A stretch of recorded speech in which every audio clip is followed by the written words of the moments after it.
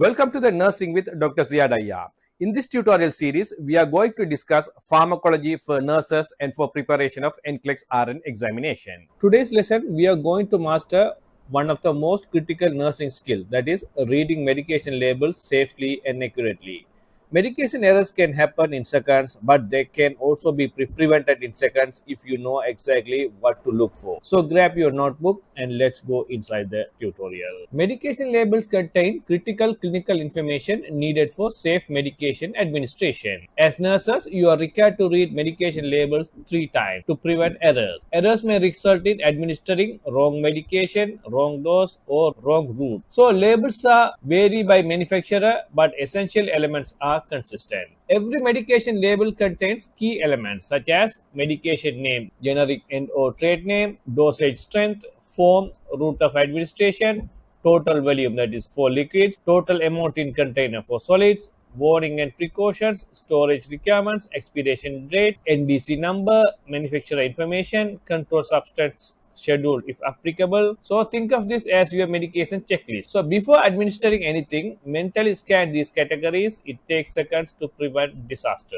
So let's learn each one by one. Generic name. The generic name is the official name of the medication. Each drug has only one generic name required by law to appear on all labels, listed in USP, United States Pharmacopoeia, or NF, National Formulary. So when you look at this label here, this Gleevec is the trade name. You can see the R mark here, but within bracket, imatinib mercilate. This is the generic name. So the clinical importance of generic name: prescribers increasingly order medications by generic name. Pharmacists often dispense generics to reduce cost. Also, nurses must recognize both generic and trade names to avoid errors. So the label identification: generic name, often printed below the trade name, may appear alone, sometimes enclosed in parentheses. USP or NF following the name indicates official listing, not dosage form. So when you look at here, this is the furosemide. So the furosemide can appear only as a generic name. Here it is only as a generic name, furosemide injection.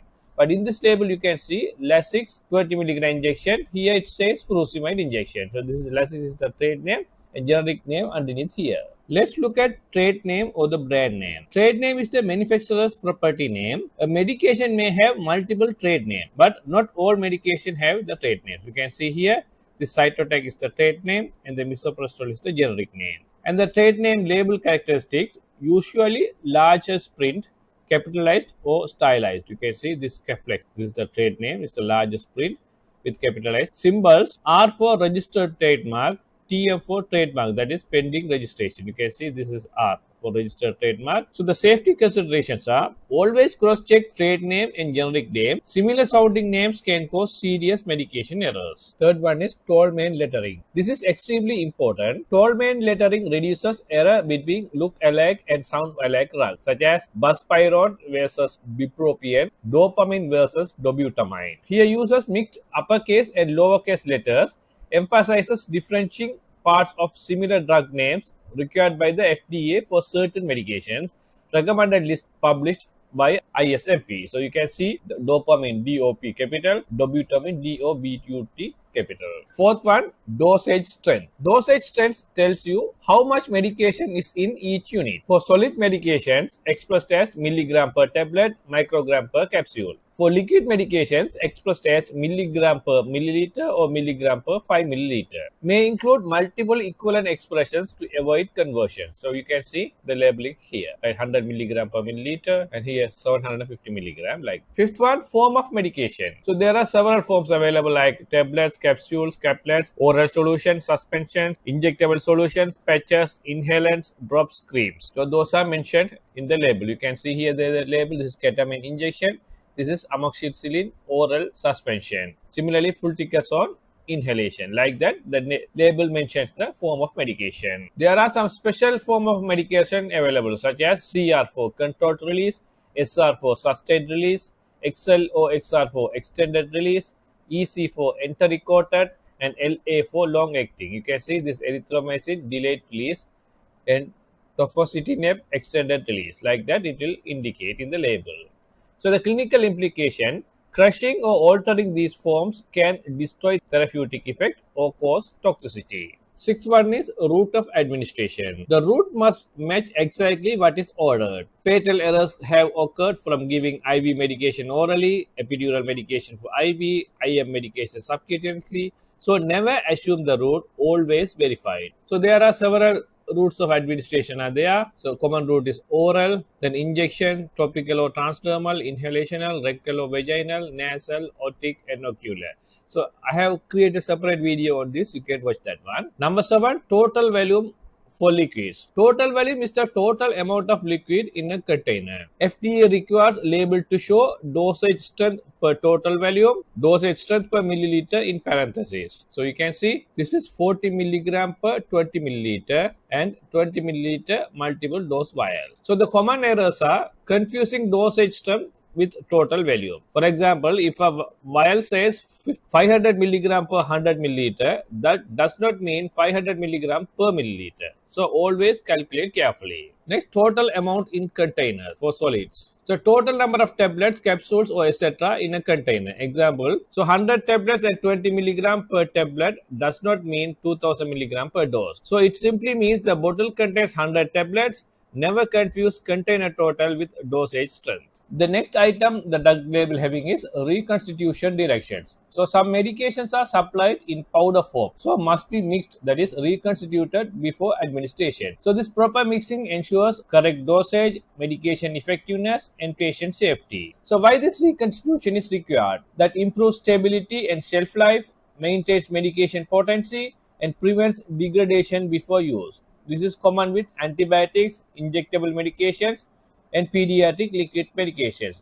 You can see here this augmented, that is amoxicillin and clavulinate potassium. You can see direction of mixings. Tap bottle until all powder flows freely at approximately 2/3 of total water for reconstitution. Shake vigorously to wet powder. Add remaining water again and shake vigorously. This is the common method of the reconstitution of powders. So the reconstitution directions are information found in the label. Medication labels may include type of diluent to use, example sterile water, normal saline, etc. An amount of diluent to add, final concentration after mixing, storage instructions after reconstitution, and expiration time when mixed, and always read labels carefully before mixing. The next item is warnings, storage, and expiration. Medication labels may include warnings, precautions, safety alerts, storage instructions. These must be followed to ensure safe administration, proper effectiveness, and correct storage. You can see here, and may cause drowsiness. Alcohol may intensify this effect. Use care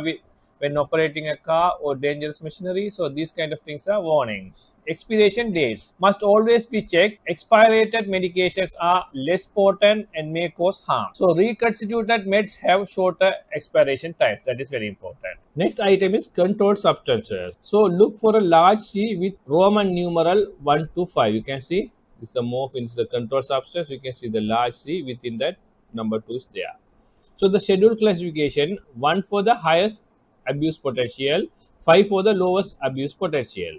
For example, morphine is a schedule 2, so that is indicated here. So these medications require strict documentation and accountability. Next item is combination medications. These contain 2 or more drugs in one form. So the label interpretation, each component's dosage strength is listed. Orders must be specified strength, not just number of tablets, unless single strength. For example, Cinemet, carbidopa, and levodopa. You can see carbidopa 25 milligram and levodopa 100 milligram. So some other examples are percocet, that is oxycodone with acetaminophen, and Bactrim DS, that is trimethoprim and sulfamethoxazole. Number 10, black box warning. This is the FDA's strongest warning. Indicates risk of serious injury or death. It appears on label, package insert, FDA websites, and manufacturers' websites. When you see a black box warning, pause and review. So this is such one of the example for the black box warning. Next is over-the-counter labels. OTC. OTC medications are regulated by FDA. OTC medications can be purchased without a prescription. Information is printed directly on the packaging.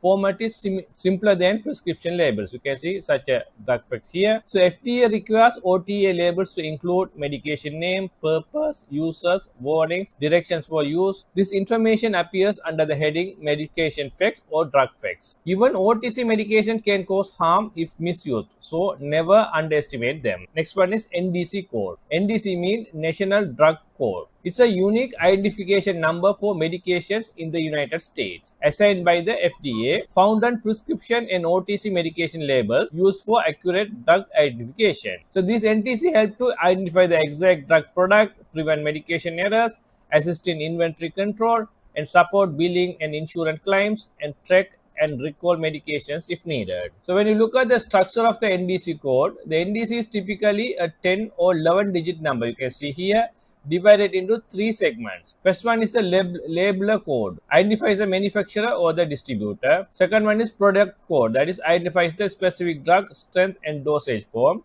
And third one is the package code, that identifies the package size and type. So example format displayed here. Finally, the barcoding symbols. Since 2004, the US Department of Health and Human Services requires barcodes on most medication. It applies to human medications, biological products. So the barcodes appears as thin and thick lines arranged in a pattern. You can see here, this is the barcode you normally find in many products. So these barcodes help to improve patient safety, reduce medication errors, ensure correct medication administration, and support electronic medication systems. Okay, this is the simple explanation of reading medication labels. If you need more detailed tutorial, I will provide in the future videos. So if you have any queries, you can leave in the comment section, or else you can contact using my email and WhatsApp numbers provided in the description. So please subscribe my channel. This channel is targeted for the nursing and for the students who are preparing for NCLEX RN examination. Please subscribe my channel and stay with me. Thank you.